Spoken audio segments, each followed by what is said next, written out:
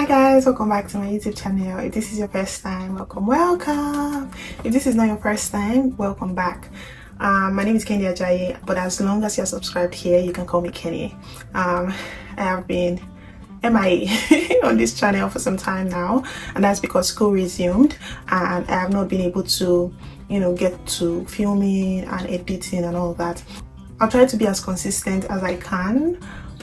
So today I wanted to talk about something equally important in your relocation journey. In the last couple of weeks, I have posted a couple of videos on how to prepare for relocation and how to prepare for the port of entry when you're coming to Canada. Today I wanted to talk about the things or places that you can build a community, how to build a community when you arrive in Canada. And just before I go into it, I think that averagely everybody knows that community is very important, and it's important that you have people that you can call home wherever you are, that you have a safe space. I know you have your friends back home in Nigeria. I do have my friends as well, but you need people around you here who can just be a safe space for you, that you can talk to, ask questions, and as you are navigating your way around, just having a sense of belonging is very, very important. Winter is coming, and that means that it's going to get cold, the weather is going to get very gloomy, so you just don't want to be in that headspace where you're just struggling. So I just wanted to talk about a few things that you can do to make sure that you have the right people in your corner. So first things first, if you're a Christian, one of the best places to build a community or have friends is in church. And I know that it can be very hard to transition from your home church in Nigeria, the place that you are very familiar with and the people you used to know, to a place where you don't really know anybody, and maybe it's not the branch of your home church in Nigeria, or it's not the same mode of service or worship, but as long as they are preaching the undiluted word of God in that church, I think that it's worth the try. I think it's worth it. I know that you can stream your home service church. I still stream my home service here in Canada. Like, so every Sunday when I wake up, I quickly connect to service back home in Nigeria. I watch the sermon, I listen to the sermon, I'm in the service online till it's time for me to go to church here, and then I go to church. So I do 2 services on Sundays, or at least I try to. So it's not easy to just switch from what you used to know to what you know. If you are in a city where your home church has a branch there, good for you, that's perfect. I'm happy for you. How does it feel to be God's favorite? But if you are not, you just have to do what you can. You kind of agree with me that online service is not the same thing as physical service. So if there is a Bible believing church around you where they preach the word of God, please just go there. And apart from just going there to edify your spirit, you are also going there to build a community. And to be honest, averagely all of us, we all have our flaws. So you're not looking for a perfect person, you're just looking for somebody that loves the Lord, is willing to learn, and you guys can hang out together. So building a community in church is my first tip. Very, very helpful. Second way that you can build a community in Canada is by joining societies on campus. And I know that this can get kind of overwhelming, because if you're a student, you are trying to attend classes, you are trying to submit your assignments, your tests, you are trying to do your midterm exams, and you are trying to work as well, then you are going to church. It can be overwhelming to now add on volunteer positions on campus with it, because you're not getting paid. You are just volunteering to be a part of the stuff because maybe you like the cause or because you want to build your experience. So it can be very dicey. So just carefully choose the societies that that will be helpful to you even after you leave the university. For me, I am currently in the African Society at the university. So I am one of their event coordinators. I was with them last year as well as their treasurer, and it has really helped me. I'm also in a society called Echo Marketing, and it's like a society where we have actual real life clients and we are having meetings with them, we are creating a social media page and all of those things, just to help me build my skills before I get into the job market. I'm also in some other societies. I'm also in the Christian Fellowship Society on campus. I think there is one more society, but I can't remember it right now. But joining those societies, strategically joining societies, will really help you. I just remember the last society. I'm with the Food Resource Center on campus, and it's like a food bank where students can come and get some grocery items like milk, potatoes, and all of those different stuff rice, sometimes pasta and all that. So all of those stuff I carefully picked and joined because I feel like it's going to, first of all, build my skills and prepare me for the job market. Secondly, because I love the cause that they are pushing, and later in the future it can come in handy and I'll be able to say yes, I was a part of that. And in those places I have people that I interact with, colleagues in the different societies where we interact and just talk to somebody that knows somebody that knows somebody. And that's just how it is here when you are trying to network. Networking seems like a very big word when you think about it and say, oh, I have to network to get into the job market, I have to network to do this. But networking can be passive. Actually, you can just be a part of something, talk to somebody that knows somebody, and before you know it, they've introduced you to somebody that you need to know. So joining societies, I really recommend. Another thing that I think you should do is to attend events on campus. I know that this is also dicey because you have a job, you are in society, you go to church, all of those things. It feels like a lot, but I also think that it's important that you make yourself noticeable on campus. That when somebody says, oh, this person, maybe they may not be able to remember your name, but like when they describe you, they'll be able to say, oh yes, I know this person is a part of this person is a part of this. Before you know it, they're already spreading a good word about you. So attending events is also helpful. Events that I don't attend all the events on campus, I promise you. Just attending some of the events that you do on campus that you think will be helpful to you. And I'm not even saying that there are some events or society that you join just because you can.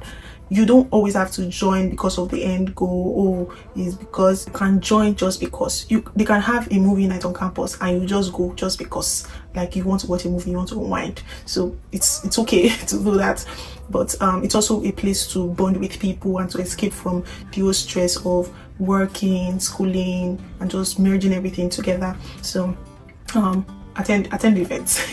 Another thing that I would say is, this is not a video where I talk about bonding with your friends back home, but I also think that if you really want to keep the relationship back home, it's important that you make out time to like talk with your friends back home.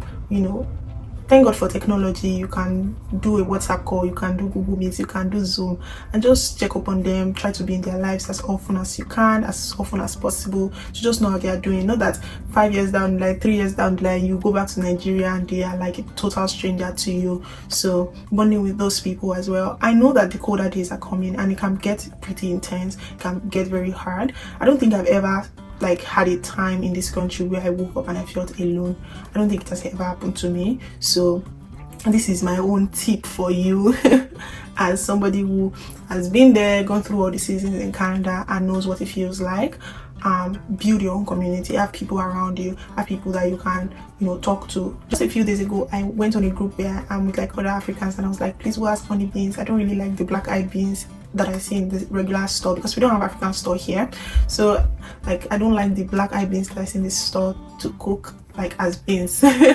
So, and 2 days after or a day after, somebody brought me almost 4 cups of beans. I just cooked beans before making this video. I'm excited to eat it. So all of this I'm saying, again, another disclaimer, I know I've said it before, but I'll say it again. You are not doing all of these things because of what you can get out of it, because then your actions and your motive is not right, and then you are just looking to extort people, you're just looking to take from people. But you are doing these things because you want to be a part of something. So if you want a sense of belonging, you should be able to give and not just take. So as you are bonding with these people, you are giving as well, giving your time, giving your resources, giving your money sometimes. So just be a part of something that that aligns with your value in around you. If there is a gathering and you know that you are free, and it's not bad to just show up there and just with people, have random conversations, and just escape from just being in your room. And just last thing that I want to say is that, above all, rest is very, very important. Prioritize your rest as often as you can, because all of these things can get overwhelming sometimes. It can wear you out. So do things that would make you feel relaxed. If it's watching a movie, if it's going for a massage, if it's going for a pedi or money, if it's doing whatever, if it's cooking nice home dish and just enjoying it, if it's going to a restaurant and just spending the money that you have worked for, is worth it. So just take it one step at a time and do your best and leave the rest. And I know that, like, if you are able to do all of these things now that you're in school, networking outside of school will not be that hard. And again, you would have built meaningful connections and made reasonable friendships while you are in school. And then after school, you can connect with anybody. You can have a tea chat with a friend that you went to uni with because you guys were cordial then. You can do whatever. After school, you can call up a friend and say, oh, I'm working on this marketing strategy, I need your idea, I need your advice on this and that. You can partner with somebody outside school, and you know, it will just be on the basis of we're in this society together, we're in school together. Don't just go to school and just be quiet throughout. There's beauty in that, but you know, let people see your value, basically. Another thing that I did not mention, and I think that I feel like it's a bit dicey, is making friends at your workplace. A lot of people talk about how that is something that you should absolutely not do, but I think that it's not something that you should totally close your mind from. Right at the top of my head now, I don't think I have any friend from my place of work. I mean, I have acquaintances, I have people that I gist with, I have random conversations with, but like having somebody who I can boldly say this person is my friend, I don't think I have. So the interesting thing is that I have 2 flatmates now, and both of them work in the place that I work at. And you know, if I didn't, you know, have random conversations with them at work, I wouldn't have known that they were looking for an apartment as well, and we wouldn't have this living situation that we have now. And I'm just really grateful. Anytime I think about it, I'm just really grateful that I have good flatmates, because having a house where you don't really like coming home is just crazy. It's the real ghetto. So I'm happy that I have them, and all of this was, we met at work. That was like the basis of the whole thing. And now we live together. We have been living together for almost a year now, so, and like everything's good. So just don't block off your mind, you know, and say, oh, I don't want to do this, I don't want to talk to people, I don't want to do. See, it can get pretty lonely sometimes, and you left all the friendships that you have built from high school, uni in Nigeria, and building something from scratch can be a lot. But with all of these things that I've mentioned, you can, you know, before you know it, 1 year, 2 years into your stay in Canada, you have a whole community, you have your yard full of amazing people that mean something to you. So yeah, that's just what I wanted to say today. I hope that this was a resourceful video for you. I hope that you were able to pick at least one thing that resonates with you that you will be doing. And you know, if you have any comments about this video, just drop it in the comment section below and I'll be responding to you. Thank you guys for the interaction on my last few videos. I really appreciate it, and I'll see you